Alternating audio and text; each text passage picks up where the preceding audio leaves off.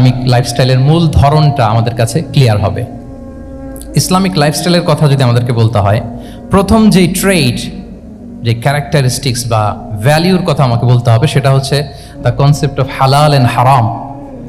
If there is no হালাল and হারাম, there is no Islamic lifestyle, for sure I am telling you. যদি হালাল হারাম না থাকে, এটা যদি আমরা মেনটেন না করি, এটা কোশ্চিন কালো ইসলামিক লাইফস্টাইল হবে না। আপনাকে হারাম থেকে যোজন যোজন দূরে থাকতে হবে, আর হালাল দিয়ে জীবনটাকে সাজাতে হবে। কারণ যেখানেই হালাল সেখানেই বারাকা। রিপিট, আমি আবারও বলছি, যেখানেই হালাল সেটার মধ্যে কি হারামে কোনো বারাকা আছে?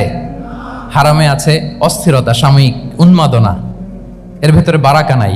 হালালের ভেতরে আল্লাহ তাআলা বারাকা ঢুকিয়ে দিয়েছেন। আচ্ছা, আপনারা বলুন তো, গরুর গোশত খাওয়া এটা হালাল না হারাম? হালাল। কুকুরের গোশত খাওয়া হালাল না হারাম?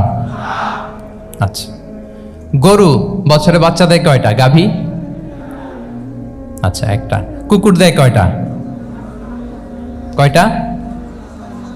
7টা, 8টা, 10টা? ফ্যামিলি প্ল্যানিং নাই তো?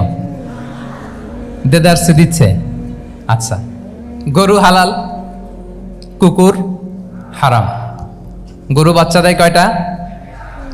কুকুর দেদারসে দিচ্ছে।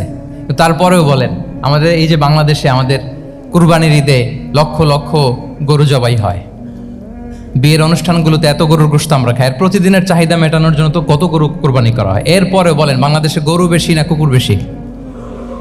সবাই বলেন, গরু বেশি না কুকুর বেশি? কারণ কি? হালাল। কারণ কি?